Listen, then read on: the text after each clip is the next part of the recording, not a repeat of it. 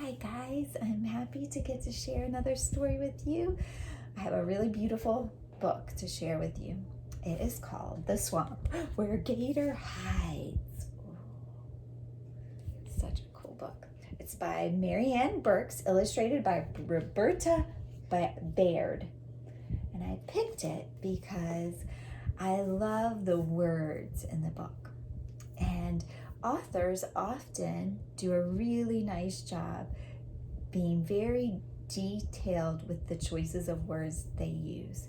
And they think about their senses, like their sight, the way things feel, the way things smell, the way things sound, and the way they might taste. They think about those things and they add details to their writing so that their writing sounds more interesting to certainly read, and it gives us more information about what they're talking about. So we get more details. We can really understand what the author's trying to say by the words that they choose. So I want you to be noticing some of the words in the story, and I also want you to think about how could I, in my writing, add some more juicy words to it so that my writing's fun to read and has more details to it so the author knows just what I'm talking about, or the readers know just what I'm talking about. So as we're reading, we're going to be looking at some of these really cool words that the author has in our story. One of the juicy words that's also pretty cool that's in the book is the word grazes. And grazes means it's an animal, or usually what it means is that it's what an animal does when it goes along the grass and eats it. So it grazes the grass, it eats grass. So deer like to graze grass, cows, horses, they graze the grass, they eat it. So grazes. I like that word. Instead of just saying the cow eats grass, they would say the cow grazes through the pasture. The next word is the word stroll. And stroll is another word for like a walk. So I'm going to go on a stroll down the neighborhood or through my neighborhood. So stroll means a walk.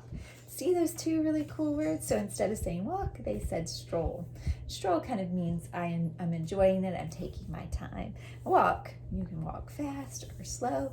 And the different words that you might use for a walk helps us understand what the character might be really doing. So if I say I'm going to stroll to the park, I'm going to take my time, right? If I'm going to rush to the park, that means I'm not walking slowly, right? I'm walking or even running. So word choice is so important. So even like if you heard me say these two sentences, what one makes you really visualize it? How about this one? The waves were strong. It's a pretty good sentence. But what if I said, the waves crashed angrily onto the golden sand? Isn't that one much better? So this book is an excellent book for the kinds of words that you could try to use in your writing too. So we're going to just listen to it and enjoy all the words in it. Okay, so we're just going to listen and enjoy all the word choices. And you can share some with me when we finish. This is the algae that carpets the swamp where Gator hides. Oh, do you see the gator? This is the duck who paddles and ooze under the algae that carpets the swamp where Gator hides.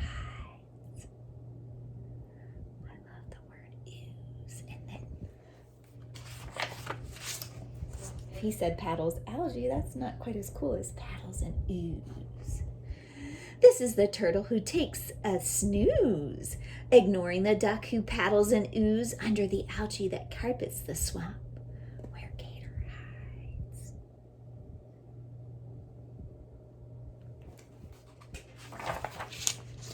This is the snake who slithers around, past the turtle taking a snooze, ignoring the duck who paddles and ooze under the algae that carpets the swamp where Gator hides.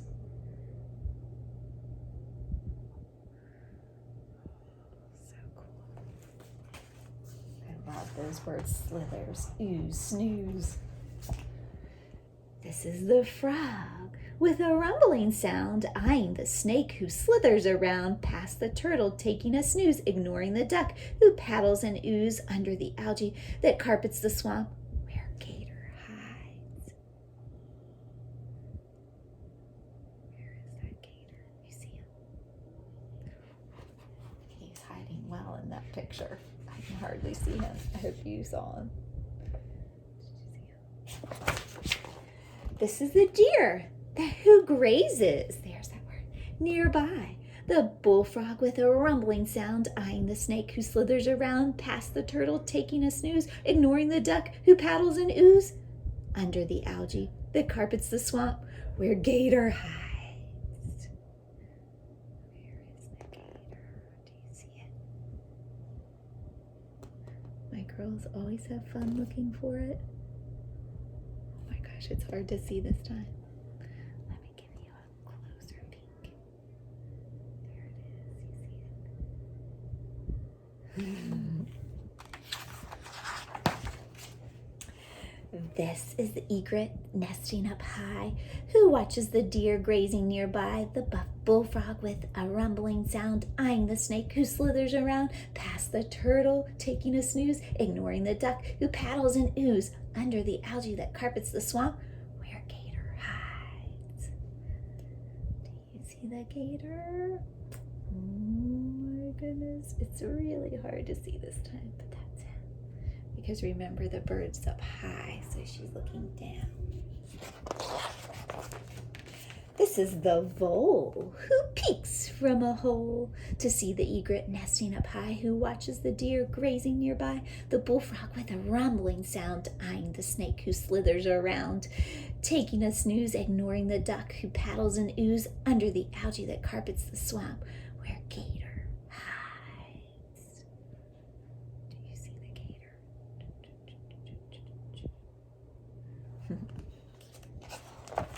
This is the bobcat taking a stroll, taking a walk, who stalks the vole, who peeks from a hole to see the egret nesting up high, who watches the deer grazing nearby. The bullfrog with a rumbling sound, eyeing the snake who slithers around past the turtle, taking a snooze, ignoring the duck who paddles and ooze under the algae that carpets the swamp where Gator hides.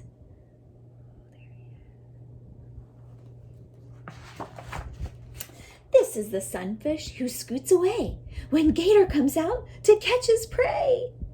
Who will he have for lunch today?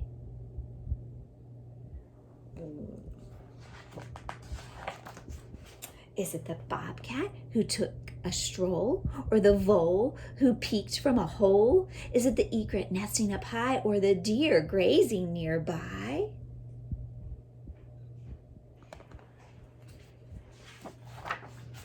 Is it the frog with a rumbling sound, or the snake who slithers around? Is it the turtle taking a snooze, or the duck who paddles and ooze under the algae that carpets the swamp where Gator no longer hides?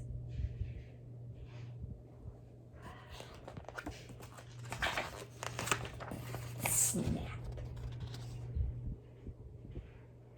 I'm not going to read this page, but it talks about the swamp and what the swamp is like.